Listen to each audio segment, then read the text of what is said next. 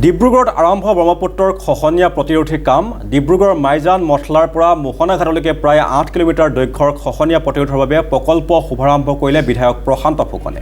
মাইজান মঠলাত বিধায়ক প্ৰশান্ত ফুকনে মাংগলিক কাৰ্যসূচীৰ জৰিয়তে এই প্ৰকল্পৰ কাম শুভাৰম্ভ কৰে।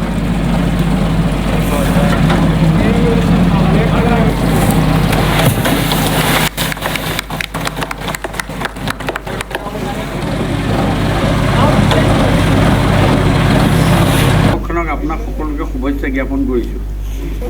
দাস ডাঙৰীয়া, সহকাৰী কাৰ্যবাহী অভিযন্তা, প্ৰায় 251 কোটি টকাৰ আমাৰ প্ৰায় 8 কিলোমিটাৰ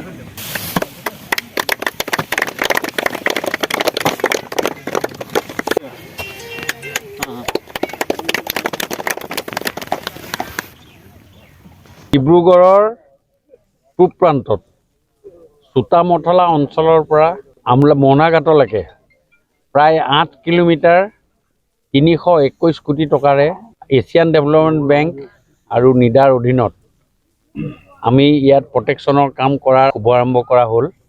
আৰু এই অঞ্চলটো আমাৰ অত্যন্ত বিশেষভাৱে খহনীয়া এটা যি ব্যৱস্থা আছিল, সেই ব্যৱস্থা দূৰ কৰিবৰ কাৰণে ৱাটাৰ ৰিচোৰ্চ ডিপাৰ্টমেণ্টৰ পৰা যি ব্যৱস্থা ল'লে অসমৰ মাননীয় মুখ্যমন্ত্ৰী ডক্টৰ হিমন্ত বিশ্ব শৰ্মা ডাঙৰীয়া আৰু পীযুষ হাজৰিকা ডাঙৰীয়া, ৱাটাৰ ৰিচোৰ্চ মন্ত্ৰী পীযুষ হাজৰিকা ডাঙৰীয়া, গোটেই কথাটো খুব গভীৰভাৱে চিন্তা কৰাৰ পাছত এছিয়ান ডেভেলপমেণ্ট বেংক আৰু নিডাৰ অধীনত আমি কেইবাটাও কামৰ কাৰণে আমি 321 কোটি টকা পালোঁ। ইয়াত আমাৰ 1.2 কিলোমিটাৰ মথাউৰিও আছে, তাৰ উপৰিও আমাৰ এই জিঅ' বেগ আছে, তাৰ উপৰিও ইয়াত আমাৰ পাৰ্ক পাইনৰ ব্যৱস্থা কৰা হৈছে।